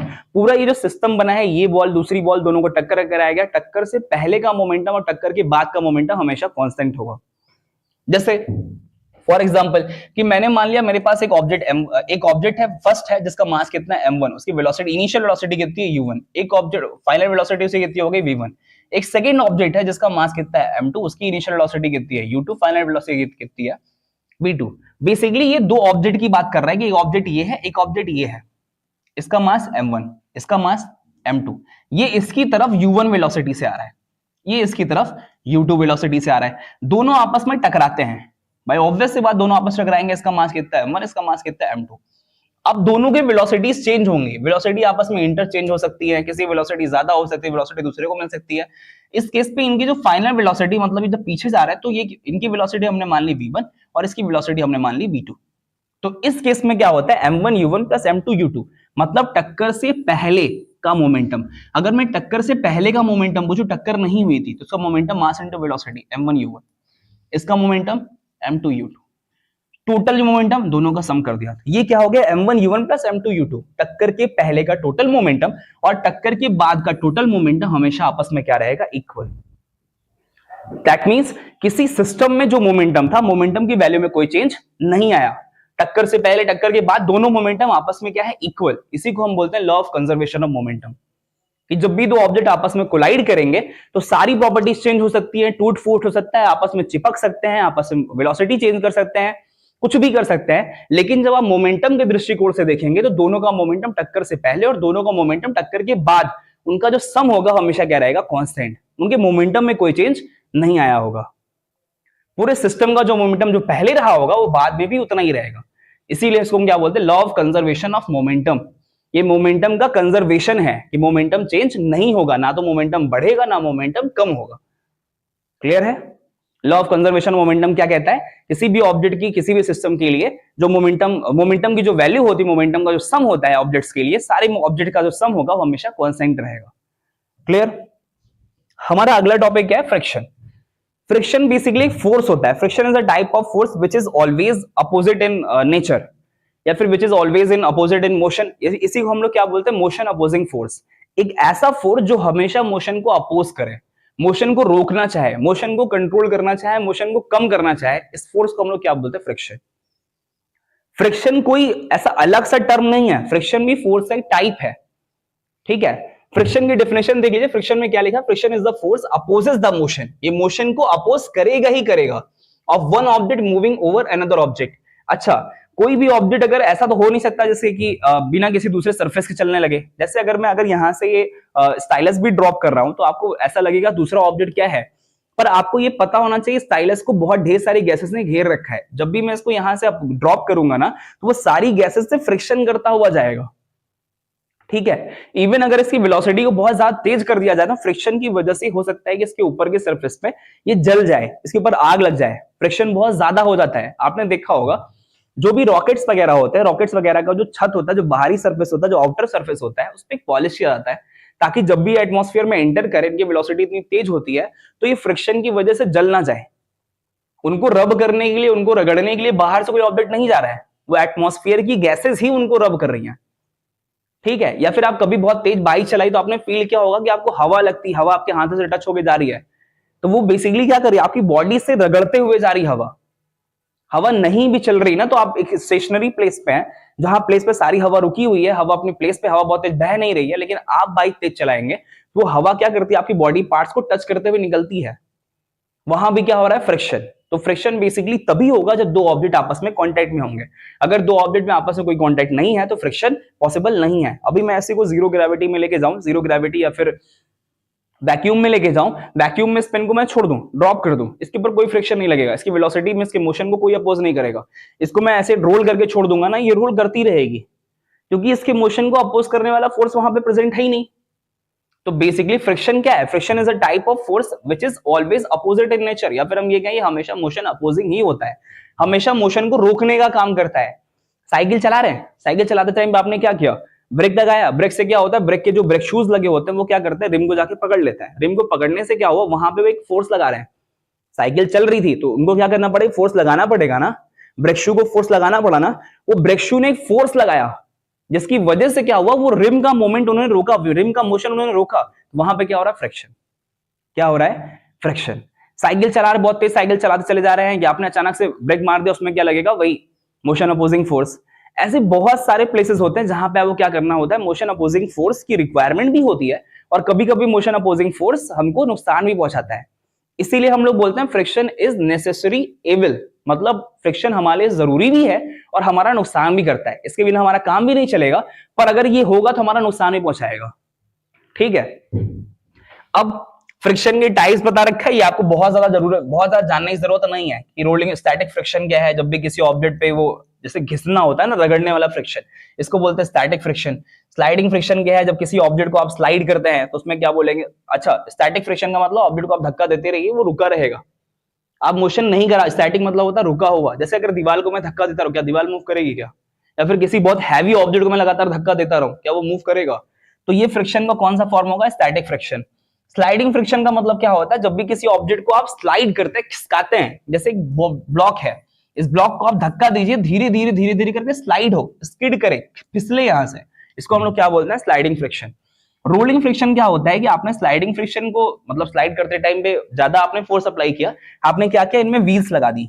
व्हील्स लगाने से क्या होगा? अब आप धक्का देंगे ना तो उसकी व्हील्स मूव करेंगे, जिसको हम लोग क्या बोलते हैं? Rolling friction. व्हील्स रोल करती है, इसको हम लोग क्या बोलते हैं? Rolling friction. एक होता है फ्लूइड फ्रिक्शन। जब भी आप तैरने जाएंगे तो क्या पानी आपको सपोर्ट करेगा तैरने के लिए? आप क्या करते हो, जब भी आप तैरेंगे ना तो आपको लगेगा कि आपकी एनर्जी एग्जॉस्ट हो रही है। क्यों? क्योंकि जैसे आप आगे तैरने का प्रयास करते हैं ना तो ये आपको अपोज करता है, आपको रोकने का ट्राई करता है, इसीलिए आप ज्यादा थकते हैं। ठीक है, खैर इन सब टाइप को आपको नहीं पढ़ना था, इन सब टाइप के बारे में उतना जानना नहीं है, आपको बस इतना जानना है कि what is friction. Friction is a type of force which opposes the motion. Friction force एक टाइप है जो क्या करता है? मोशन को अपोज करता है, और हमेशा दो ऑब्जेक्ट के बीच में ही लगेगा, एक सिंगल ऑब्जेक्ट कभी फ्रिक्शन लगा नहीं सकता। ठीक है, अब मैंने क्या बताया कि फ्रिक्शन इज नेसेसरी एविल, मतलब फ्रिक्शन की हमको जरूरत भी है, फ्रिक्शन के कुछ एडवांटेज भी हैं और फ्रिक्शन के कुछ डिसएडवांटेज भी हैं। सबसे पहले हमको ये पता करना है फ्रिक्शन के क्या क्या एडवांटेज हो सकते हैं, फ्रिक्शन के हमको क्या क्या फायदे हैं। जैसे हमारा पहला फायदा क्या है कि बिना फ्रिक्शन के हम चल नहीं सकते, बिना फ्रिक्शन के चलना पॉसिबल नहीं है। अगर मैं यहां चल रहा हूं, मेरे शूज क्या करते हैं? जमीन को पकड़ते हैं, जमीन और हमारे शूज के बीच में एक फ्रिक्शन लगता है, तो अगर वो फ्रिक्शन ना लगे तो मैं जो अगला स्टेप बढ़ाऊंगा ना, तो मैं फोर्स अप्लाई करूंगा आगे चलने के लिए, तो मेरा पैर क्या करेगा? स्लाइड कर जाएगा, सब फिसल जाएगा और मैं वहां क्या करूंगा? गिर जाऊंगा। इसीलिए जब सरफेस बहुत स्मूथ हो जाता है, कभी कभी ऐसा कई प्लेसेस होते हैं जहां पे सरफेस बहुत स्मूथ हो जाते हैं, या फिर मम्मी घर पे अगर टाइल्स पे पोछा लगा चुकी हैं, फर्श पे पोछा लगा चुकी हैं, आप कभी उसके ऊपर चलिए, और या फिर कभी वहां शैम्पू वगैरह गिर गया हो तो आप उसके ऊपर चलिए, तो आप क्या करते हैं? फिसल के गिर जाते हैं। क्यों फिसल के गिर रहे हैं? क्योंकि वो काई का काम, वो जो काई है, वो जो शैम्पू है, वो किसका काम कर रहे हैं? आपके फ्रिक्शन को कम करने का काम कर रहे हैं। अगर वहां फ्रिक्शन कम होगा, आप जैसे ही फोर्स लगाएंगे ना तो आप उस प्लेस पे रुके नहीं रहेंगे, आपका पैर ऑटोमेटिक क्या हो जाएगा? फिसल जाएगा, क्योंकि वहां फ्रिक्शन कम है। तो आपको अगर चलना भी है ना तो फ्रिक्शन की हेल्प से ही आप चल पाते हैं। ठीक है, तो पहला एडवांटेज क्या होगा? बिना फ्रिक्शन के हेल्प के हम ग्राउंड पे चल नहीं सकते। दूसरा, we can write because of friction. अगर फ्रिक्शन ना लगे ना तो हम लिख भी नहीं सकते। जैसे अगर मैं आपसे ये कहूं मुझे इस बोर्ड पे लिखना है, या फिर इस बोर्ड तो चलिए डिजिटल बोर्ड है, आपने पेन देखा होगा, जो बॉल पेन्स होती हैं, बॉल पेन के जस्ट आगे निब पे क्या लगा होता है? एक बॉल लगी होती है। अगर वो बॉल कभी भी जमीन पे या फिर उस फर्श पे या फिर उस पेपर पे जिस पे आप लिख रहे हैं, अगर उस पे ना घिसे ना, उसके आप ऊपर चलाते रहिए, कुछ भी करते रहिए, कभी भी नहीं चल पाएगी, पेन चलेगी ही नहीं।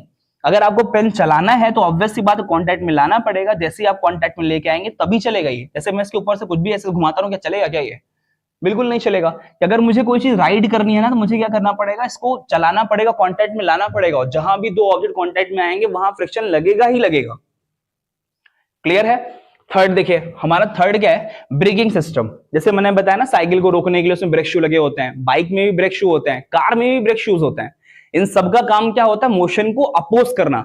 बाइक बहुत तेज चल रही थी, अचानक से ब्रेक लगाया, ब्रेक में क्या आ गया? अचानक से ब्रेक ने जाके पहिए को जाम कर दिया, मोशन को अपोज किया, फोर्स ऐसा जनरेट हुआ जिसने क्या किया? मोशन को अपोज किया, मोशन को जीरो कर दिया, और हमारी बाइक क्या हो गई? रुक गई। क्लियर? तो ये हमारे लिए जरूरी है कि आप साइकिल चला के छोड़ दें, ब्रेक है ही नहीं उसमें, बाइक चला के छोड़ दे रहे, ब्रेक है ही नहीं उस पर, कि फ्रिक्शन नहीं चाहिए। फ्रिक्शन गंदा फोर्स है, फ्रिक्शन हमारे कपड़ों को नुकसान पहुंचा रहा है, हमारे जूतों को नुकसान पहुंचा रहा है, जूते घिस जा रहे हैं, टायर घिस जा रहा है, इसलिए हम ब्रेक लगाएंगे ही नहीं, हम फ्रिक्शन यूज करेंगे ही नहीं। ठीक है, ये पॉसिबल नहीं है। तो फ्रिक्शन क्या करता है? व्हील्स को रोकने के लिए भी फ्रिक्शन की रिक्वायरमेंट होती है। और लाइटनिंग और मैच स्टिक, मतलब जो आप माचिस की जो तिली होती है, माचिस की तिली अगर फ्रिक्शन ना करे, अगर आप उसको सरफेस से रब ना करें, आप सोचिए अगर वो सरफेस स्मूथ हो, क्या कभी हमारी जो मैच स्टिक है कभी हम आग जला पाएंगे क्या? तो यहां भी किसी जरूरत होती है फ्रिक्शन की। अब फ्रिक्शन की ये तो एडवांटेज हो गए, बहुत सारे एडवांटेज है, फ्रिक्शन बहुत चीजों में हेल्प करता है। फ्रिक्शन के साथ साथ कुछ फ्रिक्शन के एडवांटेज के साथ साथ हमको कुछ फ्रिक्शन नुकसान भी पहुंचाता है। जिसमें पहला नुकसान क्या है कि फ्रिक्शन लगातार क्या करता है? Wear and tear machine parts. जो मशीनें होती है, जैसे आपने सुना होगा इंजन में एक पिस्टन सिस्टम लगा होता है, वो पिस्टन सिस्टम लगातार उसमें एक लुब्रिकेंट डाला जाता है, एक ऑयल जिसको इंजन ऑयल आप कहते हैं। इंजन ऑयल का काम क्या होता है? फ्रिक्शन को कम करना। जब इंजन ऑयल कम हो जाता है उसमें, तो ऑटोमेटिक वो क्या करेगा? मशीन के पार्ट लगातार फ्रिक्शन करेंगे, फ्रिक्शन करने से उनमें वियर एंड टियर, मतलब वो टूट फूट होती है उनके अंदर। कि अगर फ्रिक्शन ज्यादा लगेगा ना तो ऑटोमेटिक मशीनों में क्या होगी? टूट फूट। जैसे मैं स्टाइलस से लिखता जा रहा हूँ, एक टाइम ऐसा आएगा कि ये जो स्टाइलस की आगे की जो निब है ये क्या करेगी, घिसते घिसते रगड़ते रगड़ते निब बहुत छोटी हो जाएगी या फिर निब टूट भी सकती है।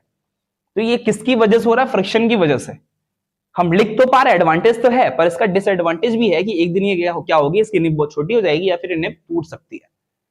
दूसरा, फ्रिक्शन क्या करता है, अनवांटेड हीट। फ्रिक्शन क्या कभी कभी क्या करता है, अनवांटेड हीट प्रोड्यूस करता है। जैसे अब मैंने आपको बताया ना कि कई बार जो रॉकेट्स वगैरह होते हैं जब जमीन पे वापस लैंड कर रहे होते हैं या फिर जमीन के सरफेस, अर्थ सरफेस छोड़ के एटमॉस्फेयर में बाहर जा रहे होते हैं, तो फ्रिक्शन, जो एयर का फ्रिक्शन है, जो हवा है, वो क्या करती है, रॉकेट के सरफेस पे अनवांटेड हीट, उनको चाहिए नहीं हीट, वो हीट हमारे किसी फायदे की नहीं है, वो अनवांटेड हीट है। वो क्या करती है, कभी कभी इंजन के पार्ट्स को नुकसान पहुंचा देती है। इवन अगर कहीं पे पेंटिंग अगर कम हो, जो ऊपर प्लेटिंग की गई, प्लेटिंग अगर कम हो तो हमारे रॉकेट में आग भी लग सकती है। तो फ्रिक्शन क्या करता है, अनवांटेड हीट भी प्रोड्यूस करता है। ठीक है, फ्रिक्शन की वजह से कुछ एनर्जी वेस्ट होती है। एनर्जी वेस्ट करने मतलब, मुझे मान लीजिए कि आपने कभी देखा होगा कि कभी कभी जब क्रिकेट के ग्राउंड पे जो घास होती है वो बहुत ज्यादा हो जाती है, तो क्या होता है, बैट्समैन ने ग्राउंडेड शॉट मारा, वो चौके की तरफ जा रहा था लेकिन जमीन से रोल करते हुए जा रहा था। अचानक से क्या हुआ, घास जो उगी हुई है ना, घास ने क्या किया है, वहां पे फ्रिक्शन की वैल्यू बढ़ा दी है और बॉल बहुत तेजी से बैट से तो निकली थी लेकिन धीरे धीरे धीरे धीरे करके बाउंड्री के जस्ट पहले जाके रुक गई।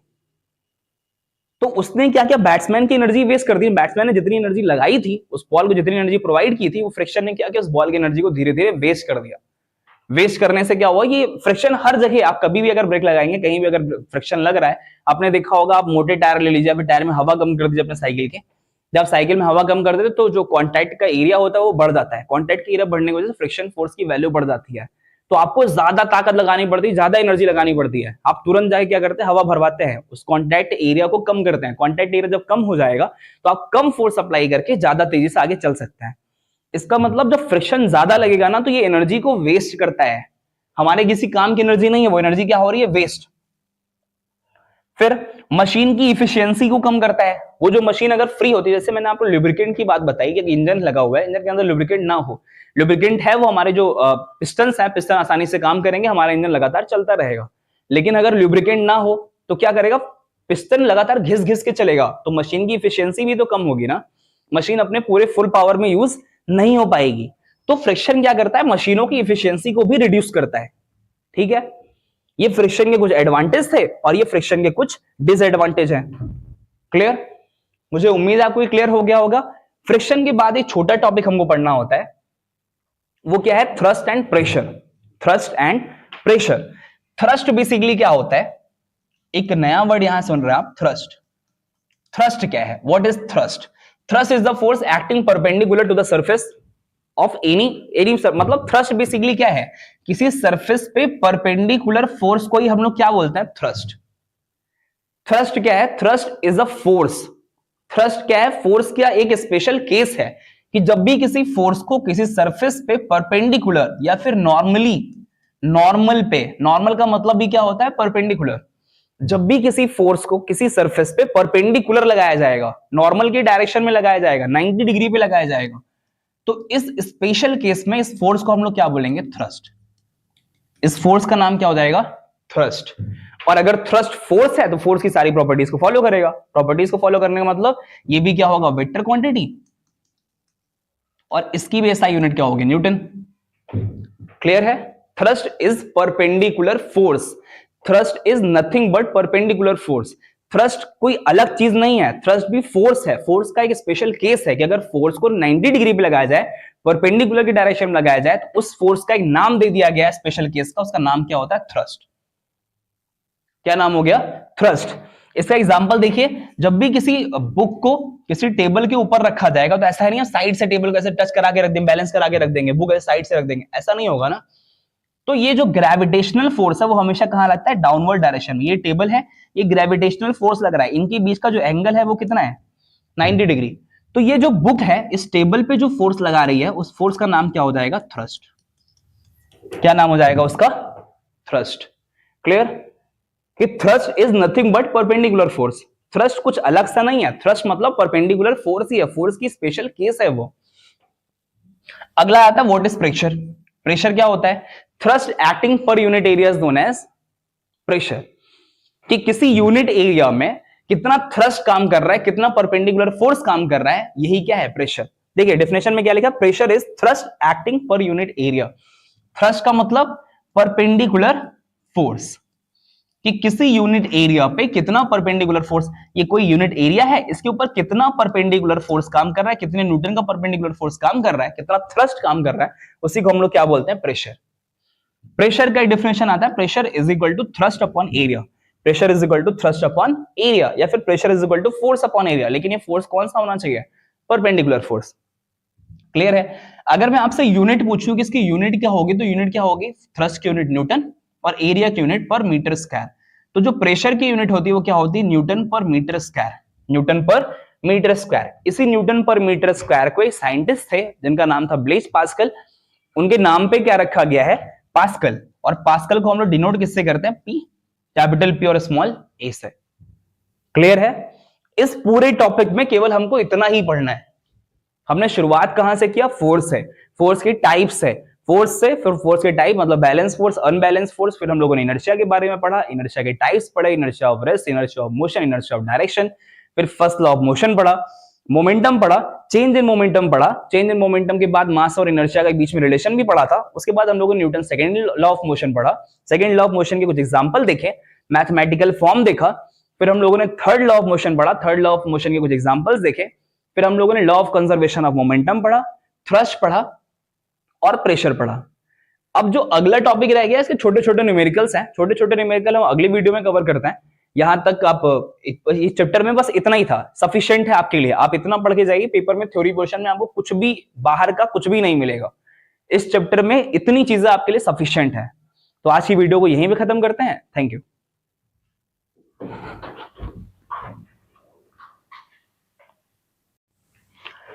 तो प्रेशर की जो यूनिट है वो क्या है, पास्कल। ठीक है। पास्कल के अलावा अब हमको प्रेशर के बारे में क्या क्या जानना है, जैसे इसमें लिखा है SI unit of pressure is pascal. Pascal को डिनोट करेंगे कैपिटल पी स्मॉल ए से। 1 pascal is equal to 1 newton per metre square. ये तो आपने देख ही लिया था कि pascal sorry pressure is equal to क्या होता है, फोर्स अपॉन एरिया। फोर्स को डिनोट करते हैं न्यूटन से और एरिया को डिनोट करते हैं पर मीटर स्क्वायर से। इसी का नाम तो क्या दिया गया था, पास्कल। तो 1 pascal is equal to 1 newton per metre square. Clear है। फिर आगे देखिए कि यूनिट ऑफ जो पास्कल नाम दिया गया है, पास्कल यूनिट नाम दिया गया, किसके नाम पे दिया गया है, ब्लेज पास्कल। ये मैं आपको बता ही चुका हूं। एक साइंटिस्ट थे, उनके नाम पे क्या दिया गया है, ब्लेज पास्कल। ब्लेज पास्कल के नाम पे यूनिट क्या दी गई, पास्कल। यही रीजन है कि यूनिट लिखते टाइम पे जो पी होगा वो कैपिटल लिखेंगे। अच्छा, जो प्रेशर होगा बेसिकली आप भी देखिए दो चीजों पर डिपेंड कर रहा है। Pressure is equal to force upon area. यहां पे जो एरिया टर्म है ये इनवर्सली रिलेटेड है। अभी थोड़ी देर पहले मैंने आपको बताया कि जब भी एक चीज ऊपर लिखी होगी दूसरी नीचे लिखी होगी, इसको हम बोलते हैं inverse relation. That means area बढ़ाने पे प्रेशर की वैल्यू कम हो जाएगी और एरिया कम करने पे प्रेशर की वैल्यू बढ़ जाएगी। अब इसी के कुछ एग्जांपल्स लिखे हुए हैं। जैसे पहला एग्जांपल क्या लिखा है, शार्प नाइफ। जब भी आप नाइफ को शार्प करते हैं, शार्प करने से क्या होता है, आप उसका एरिया कम कर रहे हैं। एरिया आपने कम कर दिया, जैसे ही आपने एरिया कम कर दिया प्रेशर की वैल्यू ऑटोमेटिक क्या हो जाएगी, बढ़ जाएगी। अगर आप जो हमारा चाकू है, चाकू का अगर सरफेस एरिया अगर कम कर देंगे तो ऑटोमेटिक क्या हो जाता है, हम कम फोर्स अप्लाई करके ज्यादा फोर्स अप्लाई करके ज्यादा प्रेशर जनरेट करेंगे, जिसकी वजह से हमारे फ्रूट्स या फिर वेजिटेबल जो भी है वो आसानी से कट जाएंगे। अगर उस नाइफ का जो शार्प ना हो, मतलब उसका सरफेस एरिया बढ़ा हो, तो आप ज्यादा फोर्स लगाएंगे तो कटेगा नहीं, वो टूट जाएगा, वो फूट जाएगा, कुछ भी हो सकता है, लेकिन कटेगा नहीं। तो आपको अगर शार्पली उसको अच्छे से काटना है तो आप क्या करना पड़ेगा, एरिया को कम करना पड़ेगा, ताकि कम फोर्स अप्लाई करके ज्यादा प्रेशर जनरेट हो जाए। हाई हील शूज, जो हाई हील शूज होते हैं उनके साथ भी क्या होता है, उनका जो एरिया होता है वो भी क्या होता है, बहुत कम। जो हाई हील्स वाले शूज होता है, आपने हील्स देखे होंगे, उनका भी एरिया क्या होता है, बहुत कम, जिसकी वजह से क्या होता है, ज्यादा प्रेशर अप्लाई करता है। ज्यादा प्रेशर अप्लाई करने मतलब जमीन पे चलने में ज्यादा प्रेशर अप्लाई करते हैं। और अगर जमीन सॉफ्ट है, कहीं अगर बालू वाला सरफेस है, तो पता चल रहा है लड़कियां हाई हील्स पहन जा रही है, जैसे उन्होंने पैर रखा, उनका पैर क्या हो गया, अंदर धंस गया। इसके अलावा स्कूल बैग्स में आपने देखा होगा कि जो भी हैवी स्कूल बैग्स होते हैं या फिर जो भी हमारे ट्रेवलिंग बैग होते हैं, उनके जो बैकपैक्स के जो शोल्डर के पट्टे लगे जिनको आप बांध के लेके जाते हैं, उनका जो स्ट्रैप्स होते हैं, उस स्ट्रैप्स को क्या रखा जाता है, ब्रॉड, चौड़ा रखा जाता है, उनका एरिया बढ़ाया जाता है। एरिया क्यों बढ़ाया गया है, ताकि जब वो बैग हैवी हो, बैग भारी हो, तो डाउनवर्ड फोर्स लगाया ग्रेविटी की वजह से। तो ये स्ट्रैप अगर पतले होंगे तो हमारे कंधे पे ज्यादा फोर्स अप्लाई करेंगे, ज्यादा प्रेशर लगाएंगे, उस प्रेशर की वजह से उसमें दाग पड़ जाएगा, चोट लग सकती है। आपने जैसे ही एरिया बढ़ाया, प्रेशर की वैल्यू ऑटोमेटिक क्या हो गई, डाउन हो गई।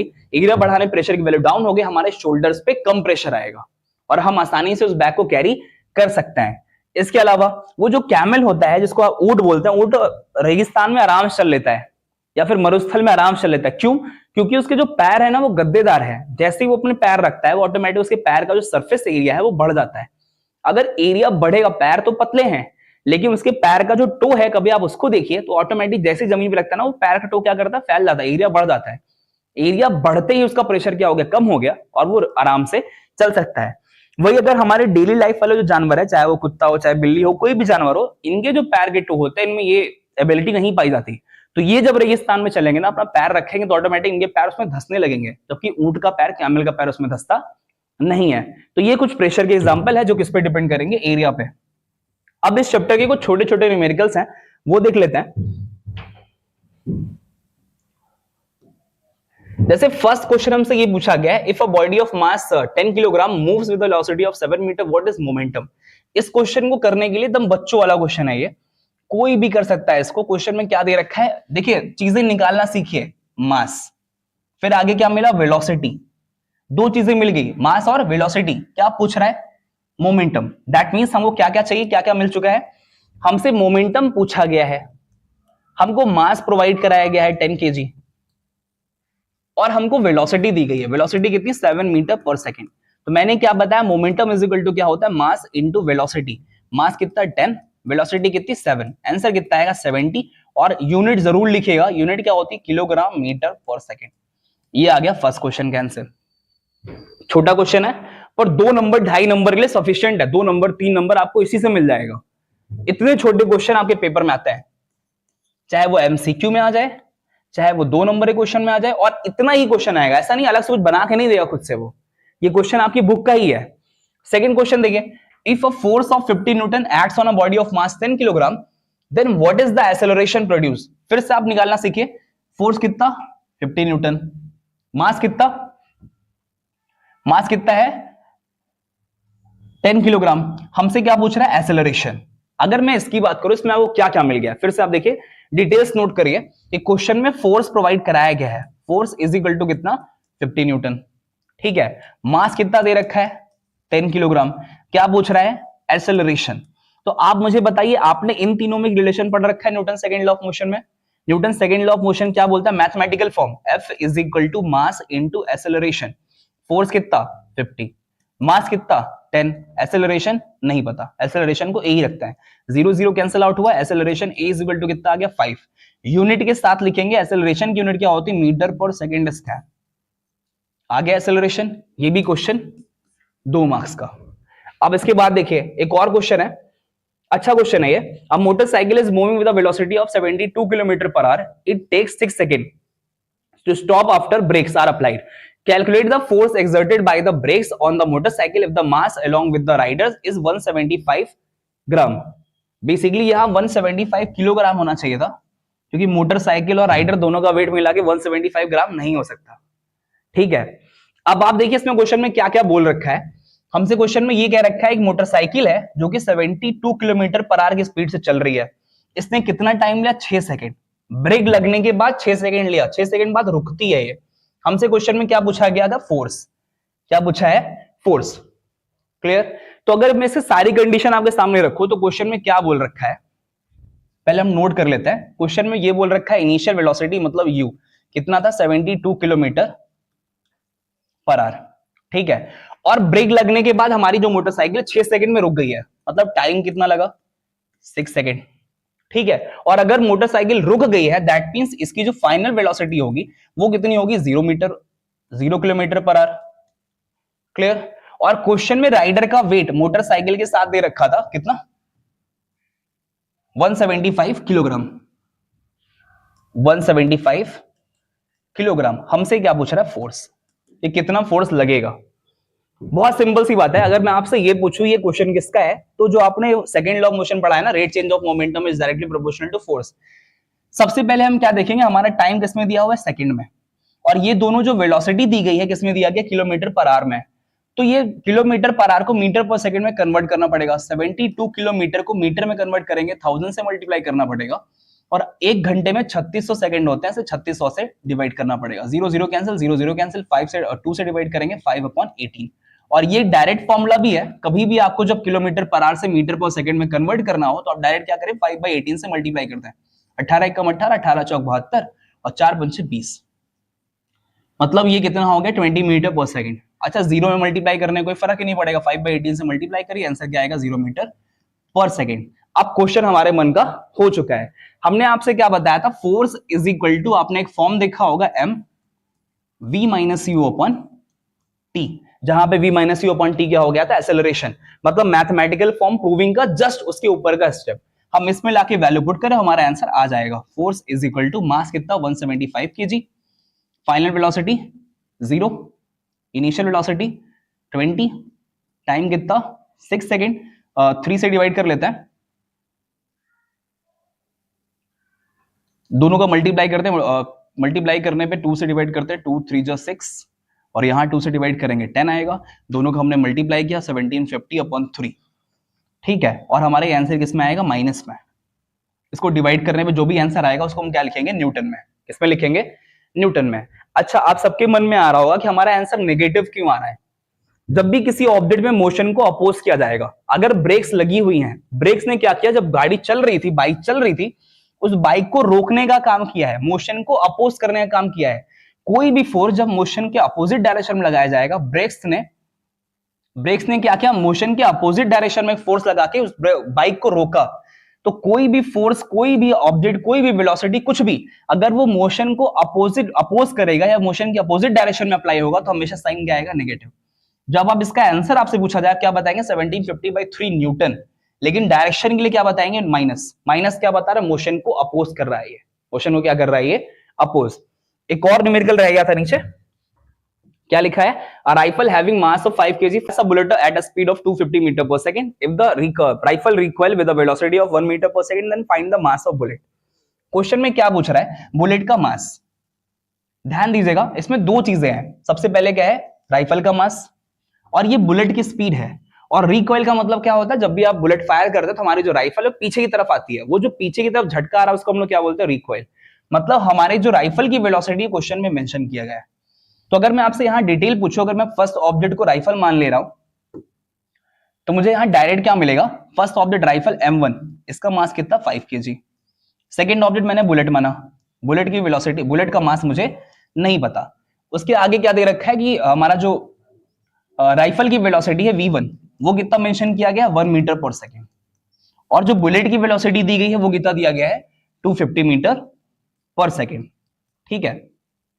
तो मैंने कंजर्वेशन ऑफ मोमेंटम क्या बताया था, टक्कर के पहले और टक्कर के बाद का दोनों मोमेंटम हमेशा आपस में क्या होगा, equal. That means m1 v1 is equal to m2 v2। अगर हम डायरेक्ट वैल्यू पुट करें, m1 की वैल्यू कितनी 5, v1 की वैल्यू कितनी 1 और m2 v2, m2 की वैल्यू नहीं पता, m2 को m2 रहने देते हैं, और v2 कितना है 250 मीटर पर सेकेंड।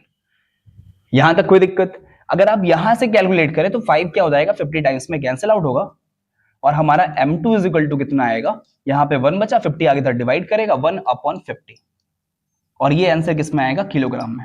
अगर मुझे इसको ग्राम में कन्वर्ट करना है, ऊपर मैं लाऊंगा 1000 और नीचे लिखा है 50, ये 0 0 कैंसिल आउट हो गया और ये आ गया 20 ग्राम।